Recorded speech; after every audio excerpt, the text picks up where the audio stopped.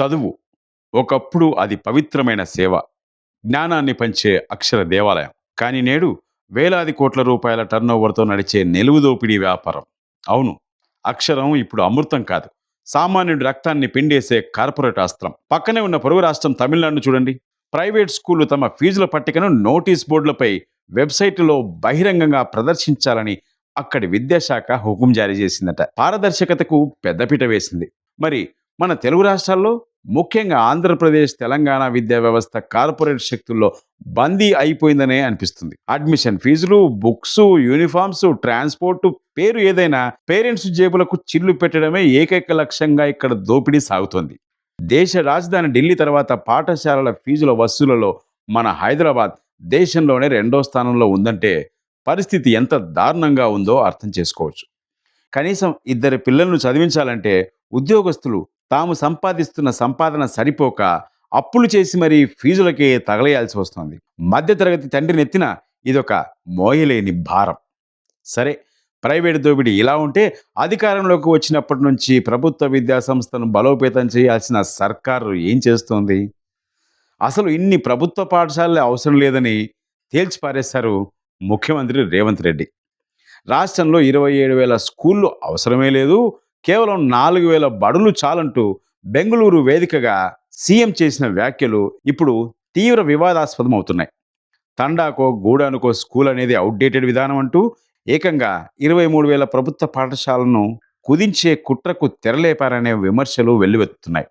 Single teacher స్కూళ్లకు good bye చెప్పి cluster స్కూళ్లు పెడతామని, విద్యార్థులకు ఉచిత రవాణా కూడా కల్పిస్తామని ప్రభుత్వం పైకి చెబుతున్నా, దీని వెనక సర్కారీ విద్యా వ్యవస్థ పూర్తిగా ఎత్తేసే వ్యూహం ఉందంటూ ఉపాధ్యాయ సంఘాలు, ప్రతిపక్షాలు మండిపడుతున్నాయి.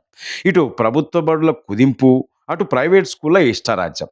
తెలంగాణలో రైట్ టు ఎడ్యుకేషన్ కింద ఇవ్వాల్సిన 25% ఉచిత సీట్ల నిబంధన అమలు చేయడంలోనూ కాంగ్రెస్ ప్రభుత్వం ఘోరంగా విఫలమైందనే విమర్శలు వస్తున్నాయి. 2017లో తిరుపతిరావు కమిటీ, 2024లో మంత్రుల ఉపసంఘం, ఇప్పుడు విద్యా కమిషన్, ఇలా కమిటీల మీద కమిటీలు మారుతున్నాయి తప్ప ఫీజుల నియంత్రణ చట్టం మాత్రం రూపుదాల్చడం లేదు.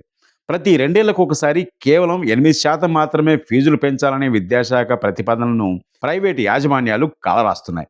స్కూళ్లు ఇష్టారాజ్యంగా 50-80% ఫీజులు పెంచుతుంటే, కొత్త విద్యా సంవత్సరం ప్రారంభానికి సిద్ధమైన ప్రభుత్వం మాత్రం ఇంకా న్యాయపరమైన చిక్కుల పేరుతో కాలయాపన చేస్తుంది తప్ప పరిష్కారం చూడలేదు. ఇక ఈ ఏడాది కూడా 32 లక్షల మంది విద్యార్థుల తల్లిదండ్రులపై లక్షల రూపాయల ఫీజుల భారం పడడం ఖాయంగా కనిపిస్తోంది. దీనివల్ల పిల్లలకు చదువుకోవాలనే ఆసక్తి ఉన్నా చదవలేని పరిస్థితి, తల్లిదండ్రులకు స్తోమత లేక చదువులు మధ్యలో మాన్పించాల్సిన దుస్థితి. వేల కోట్లు ప్రభుత్వాలు ఆర్భాటాలకు ఖర్చు పెడుతున్నాయి తప్ప చదువు కోసం ఖర్చు చేసేది మాత్రం చాలా తక్కువనే చెప్పాలి. నిజంగా చదువు విషయంలో మన తెలుగు ప్రభుత్వాలు చూపిస్తున్న ధోరణి చాలా బాధాకరం. ఒక్కసారి ప్రపంచాన్ని చూడండి. జర్మనీ, నార్వే, థాయిలాండ్, స్వీడన్ లాంటి దేశాల్లో విద్య పూర్తిగా ఉచితం. మరి మన దగ్గర మాత్రం విద్య ఎందుకు అంగడి సరుకులా మారింది? కార్పొరేట్ విద్యా సంస్థలు విద్యార్థుల రక్తాన్ని, తల్లిదండ్రుల కష్టాన్ని తాగుతున్న పాలకులు ఫీజు నియంత్రణ చట్టాన్ని ఎందుకు తీసుకురావడం లేదు? పిల్లల భవిష్యత్తుతో ఆడుకుంటున్న ఈ విద్యా వ్యాపారానికి ఇకనైనా ముగింపు పలకాలి. ప్రభుత్వాలు కళ్ళు తెరిచి ఈ ఫీజుల దోపిడీని అరికట్టకపోతే పేద, మధ్యతరగతి కుటుంబాలకు చదువు కేవలం ఒక అందుకోలేని కలగానే మిగిలిపోతుంది. విద్యా వ్యవస్థలో మార్పులు రాకపోతే రేపటి తరం రోడ్డున పడుతుంది. తెలుగు రాష్ట్రాల్లో ప్రైవేట్ స్కూళ్ల ఫీజు నియంత్రణపై ప్రభుత్వాలు ఎందుకు స్పందించలేదు? పోనీ ప్రభుత్వ పాఠశాలలోనైనా సరైన వసతులు కల్పిస్తారా?